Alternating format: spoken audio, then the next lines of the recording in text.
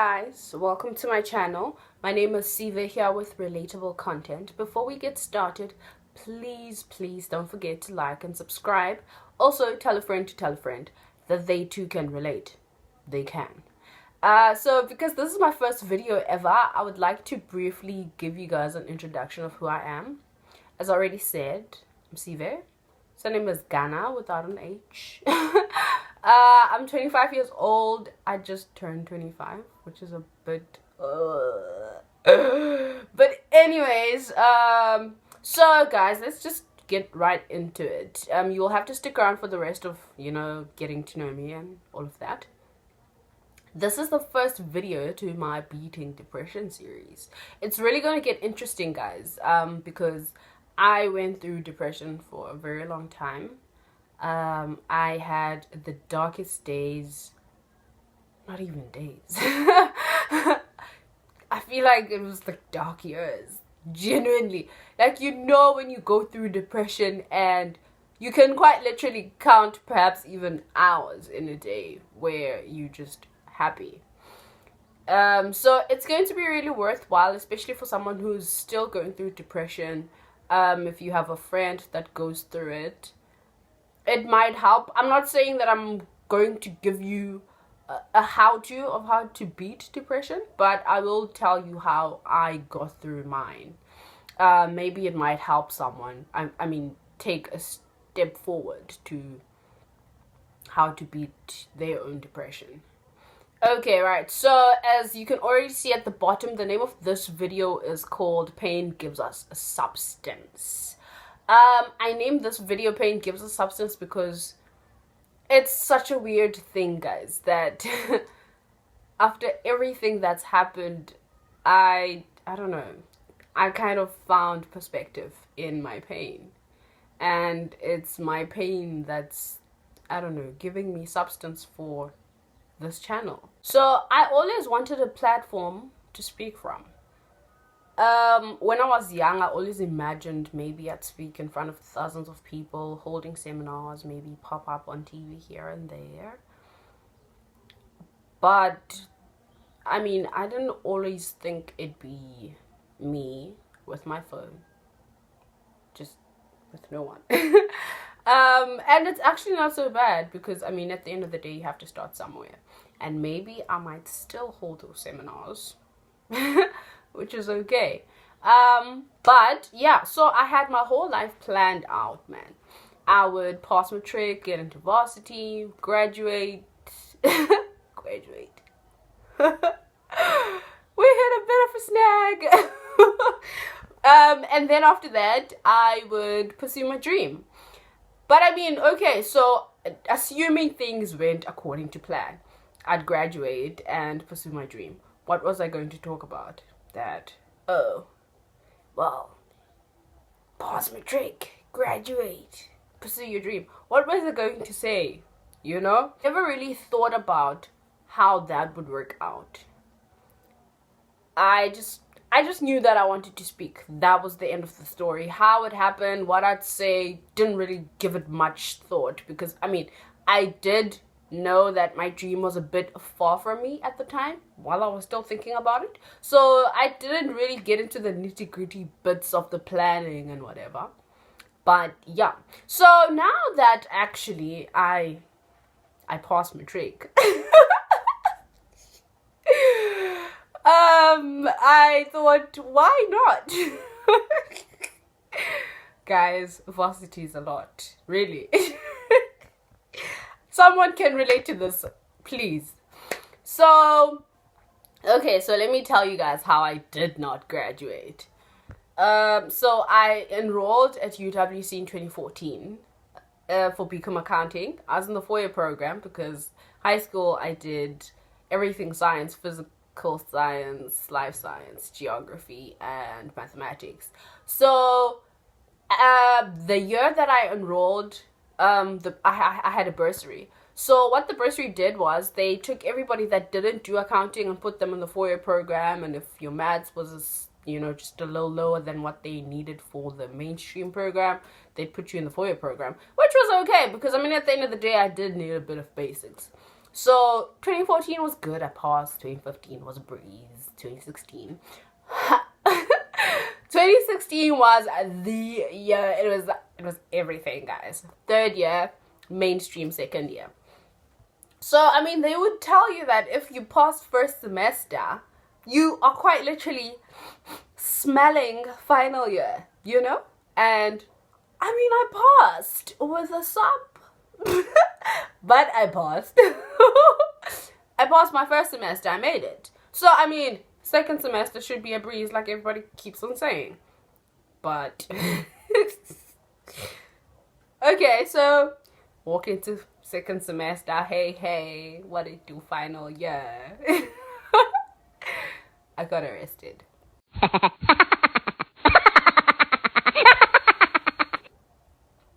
I got arrested, guys. I spent nearly a week in Portsmouth prison. That's a maximum prison in Cape Town. Please look up at the videos on YouTube so you can be scared like I was. I got arrested.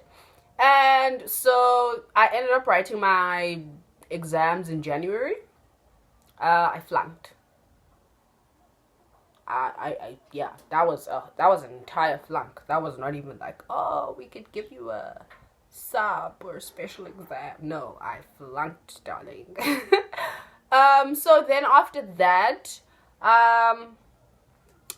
what happened? Okay, so I spent 2017 going in and out of court. I was basically on autopilot, guys. I do not remember like 2014 in detail, really. All I remember was going to court. April was court, June was court, August was court. I think sometime October or November was court. They ended up dropping the charges in 2018, 26th of February. But then, I mean, woo, guys. So I feel like genuinely now, if I'm being serious, the whole getting arrested thing was the trigger for me for my depression, because I got arrested 19th of October 2016, but December was really weird. Like, you know when you... No, you don't. Okay, so, but this is what it felt like. It felt like I was sinking. I don't know how to even explain this. It felt like I was in mud and I'm trying to walk out, but I just keep sinking.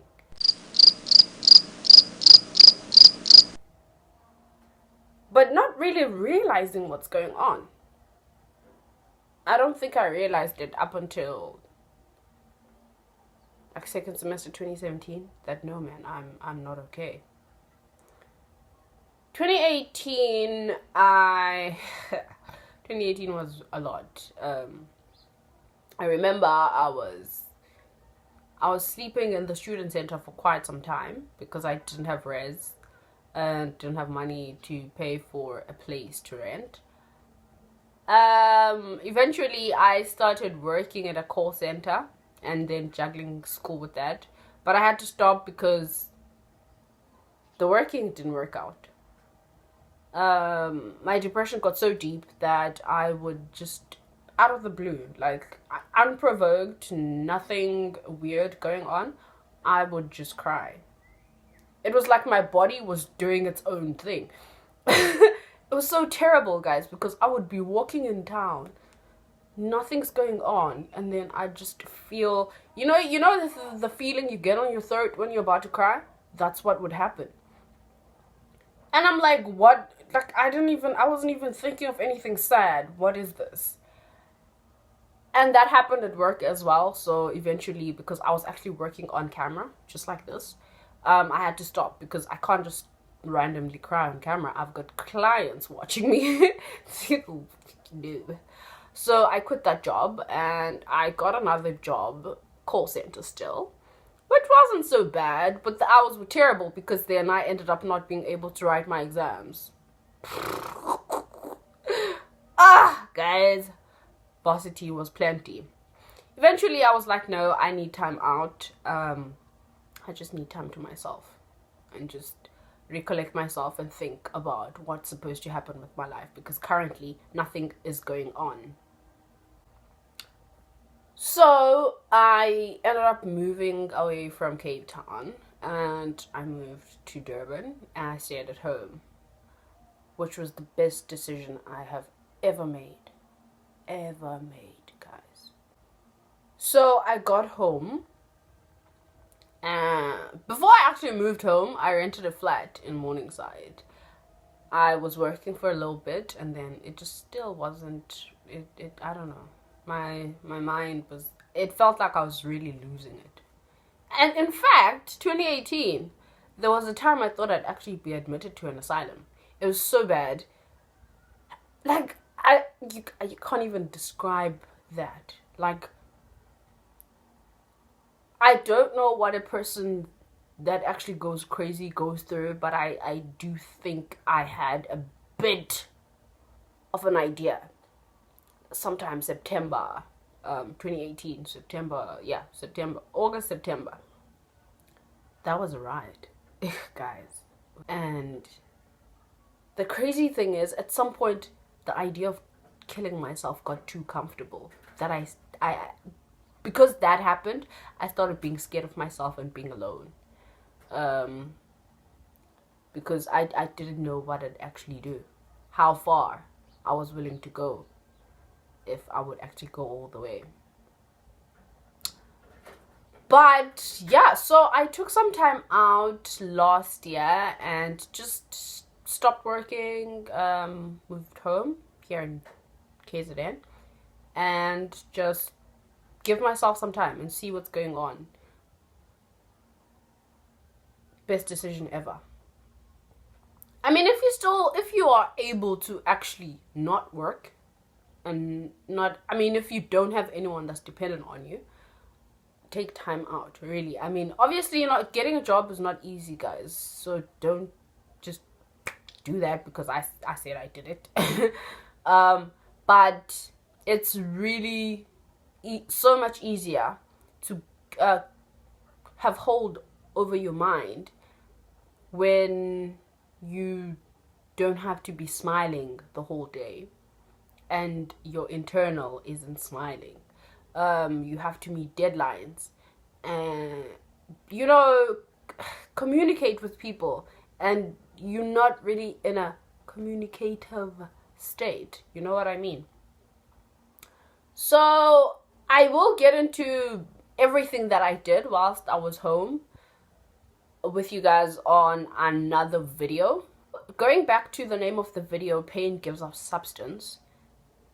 With everything that happened, guys, all the way from 2016, even before, because there was a time I was actually seeing a psychologist sometime in 2014. I was actually, my friend told me that I need to go see a psychologist because he couldn't quite really put his finger on it, but he just felt like something was not okay with me. I stopped seeing the psychologist because things were getting all too deep and I was finding out things about myself that I wasn't aware of. So that got really scary for me, so I just stopped. Bad idea. Probably I wouldn't have gone through everything that I went through, but I didn't know what was going on. We hadn't reached the part of saying, perhaps I'm depressed. So, I mean, with everything that happened, it brought me here. It brought me to this very moment of taking this video. That now I actually have something to say. I have something to deliver. I have something for people to listen to. Because at the end of the day, you can't just hold a seminar or put up a YouTube video without real content. And I mean, people have different types of content. This is the one thing I wanted to do with my life. But now I'm just taking a different avenue that I hadn't originally planned for. But I feel like it's even better because now I can reach more people that I ever thought I could possible, And I do hope you guys are going to stick around for this series and other videos that I'll be posting up. And do refer your friends, guys. It's really going to be something worth following. And I hope it does help someone at some point. My next video will be talking about how I got arrested, how that affected me, and the ripple effect it had towards my depression. So I hope you guys will be looking out for that one. I do think you guys are going to enjoy that.